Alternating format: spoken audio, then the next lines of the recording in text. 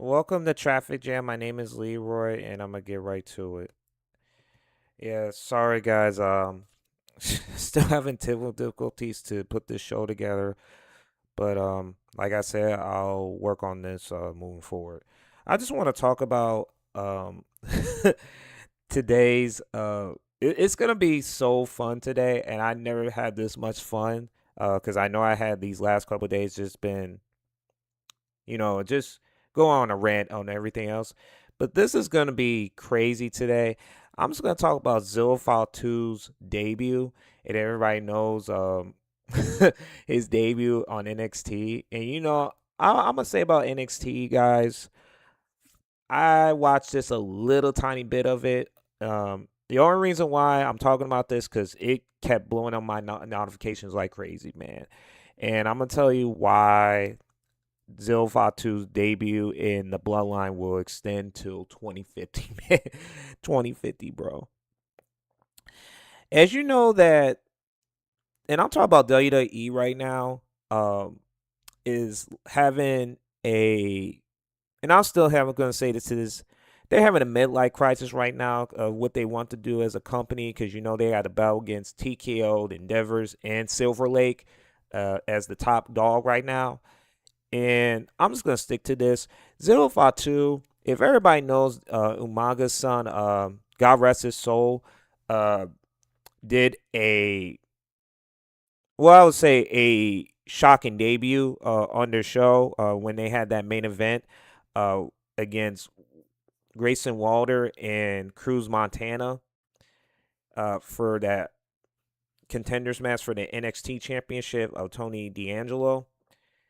And out of nowhere during that match, Zil Fatu and he looks good in shape, man. Like he looks like a younger version of his dad, man. Like he has so much energized, man. That's all I can say.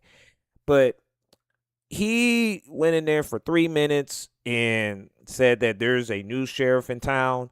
Um, I'm just gonna paraphrase it like, "Hey, I'm running this company NXT, and I'm gonna take your title, man."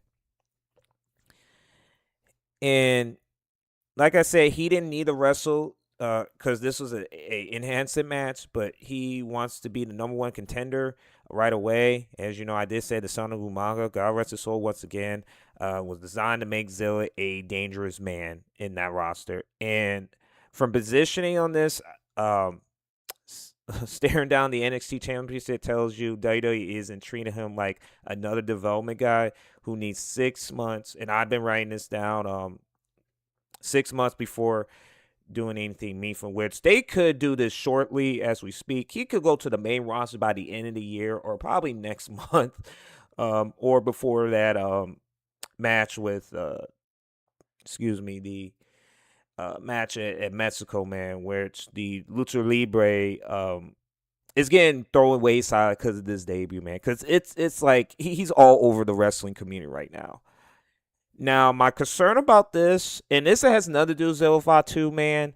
Um, it has nothing to do with him, but I know what's this got to do with this is these people right here. Uh, the Usos with Jimmy and Jay and Jacob Fatu, which is not his fault because he had to fall in line. As you know, Jay Uso said that fall in line, and then the OCT, which is the official tribal chief, Roman Reigns as the heavyweight championship right now. This is a inescapable bloodline storyline, man. It's just now if I could just go back and how it is, well, they'll say originated. I'm just gonna give you this. Oh, not that. You see this on the screen, man.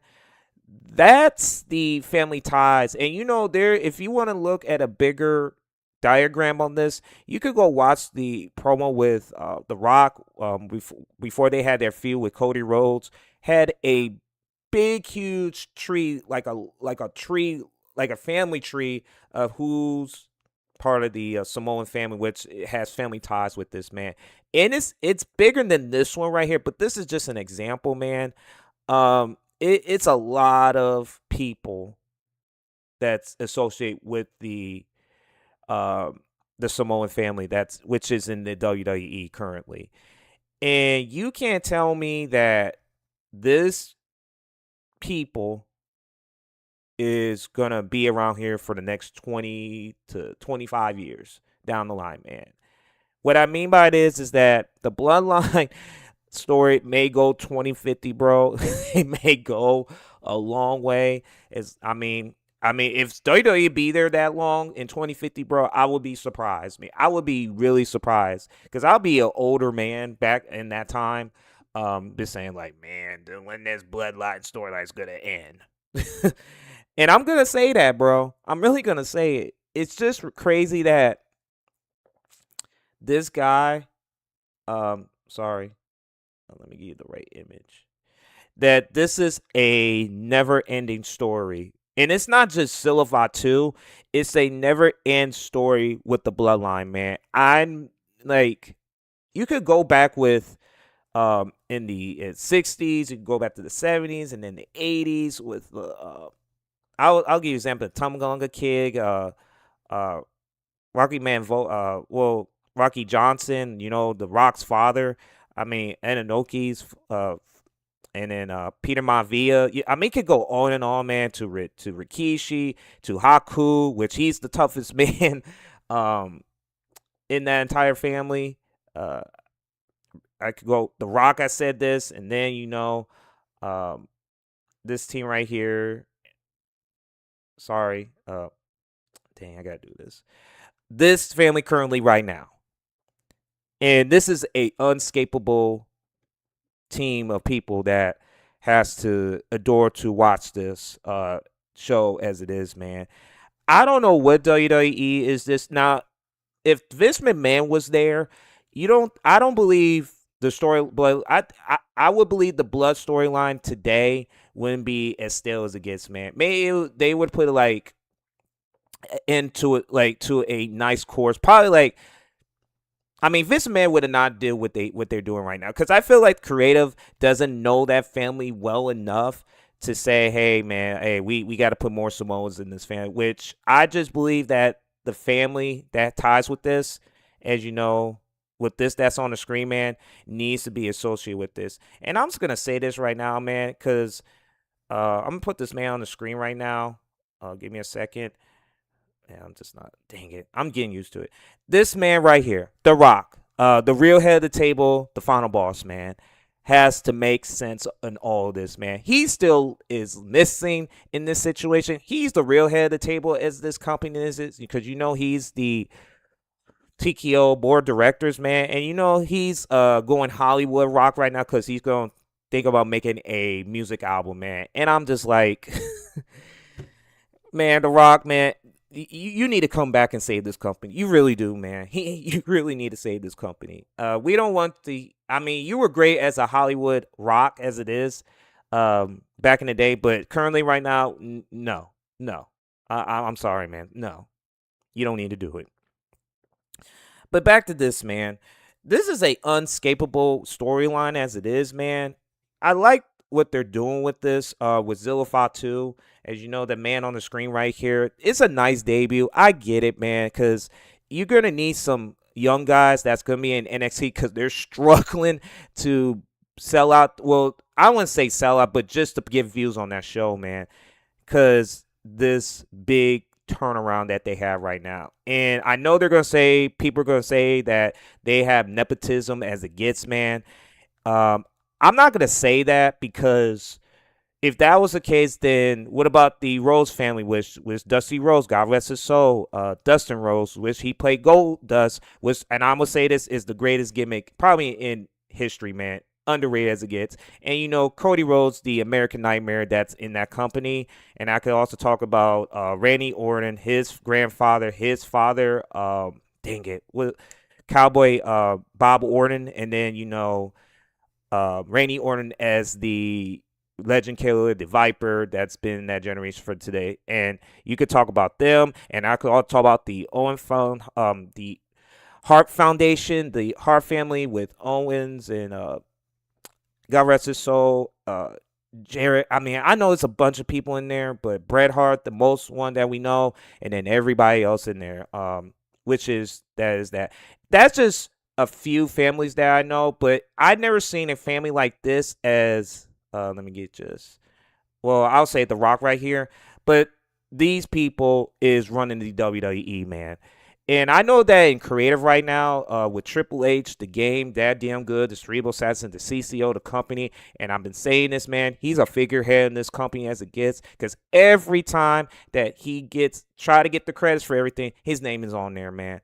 If you don't believe me, go watch the end of Raw, SmackDown, NXT, Triple A, every PLE, his name is on there, as it gets, man. And it's funny that I'm like, okay, they're gonna might have some Roman Reigns Jr. or Solo Sikoa Jr. or Ala Fala Jr. that's gonna be in the future of WrestleMania 66, man, and that's in 2050, bro. Possibly, possibly, but I'm just exaggerating this. But it's just like the Samoan family. I respect them from the highest degree, man, because there's some tough son of a guns, man. But it seems like Zilla Fatu, as you know, the man right here is he's a young man in the man. I believe he's 26, 27 years old.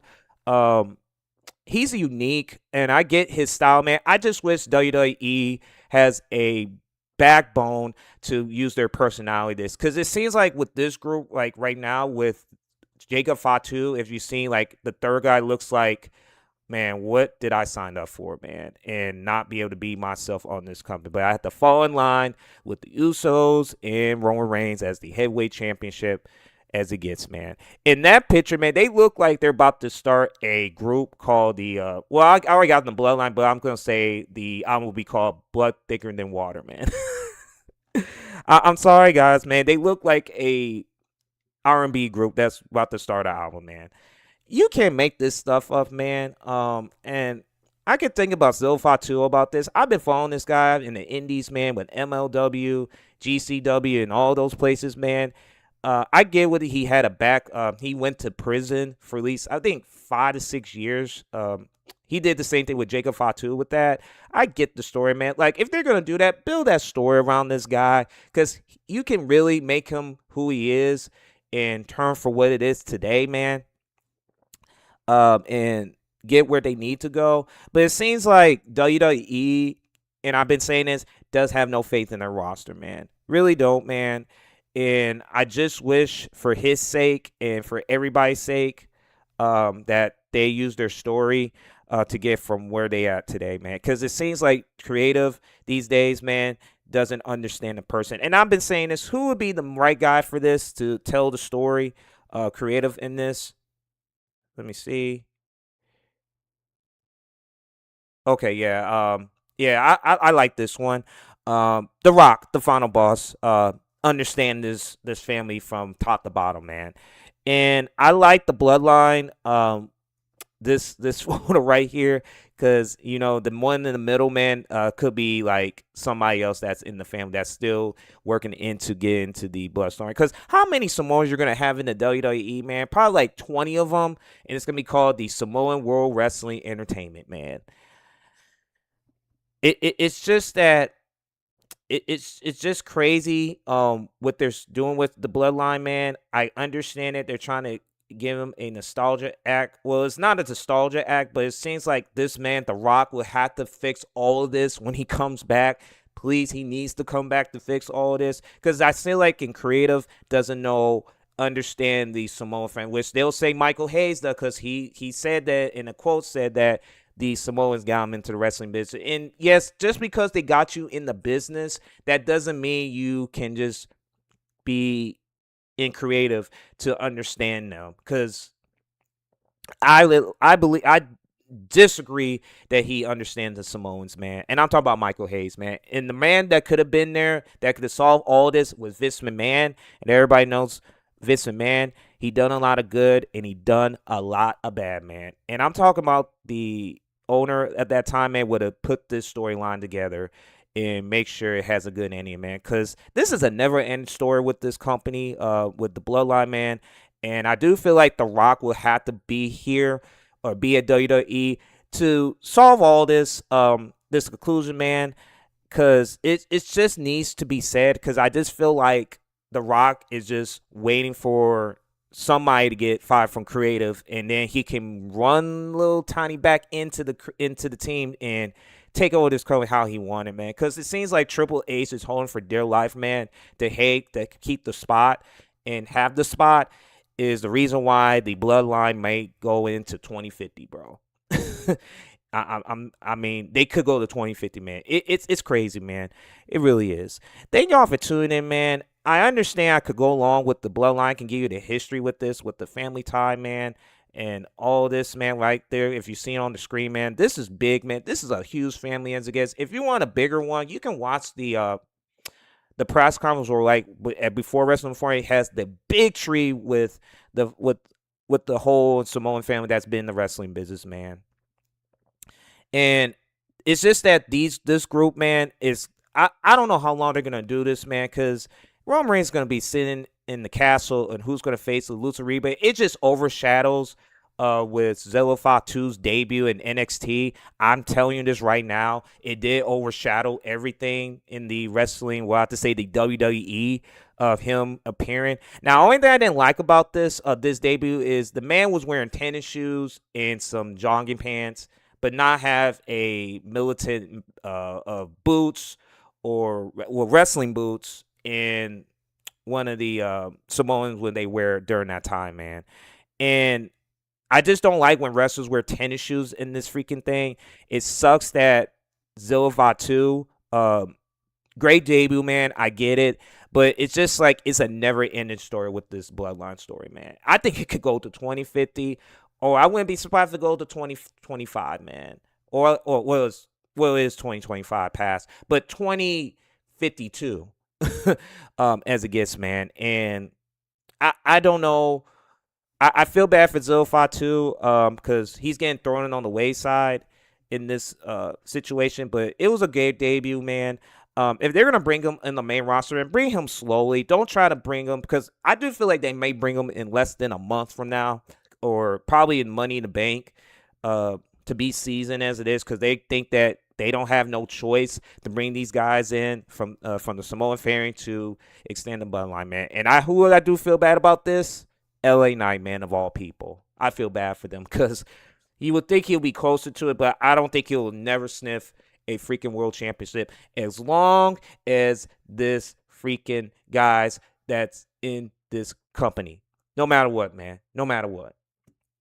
And this guy too, if The Rock likes him, but he's the real head of the table, man. He really is, man.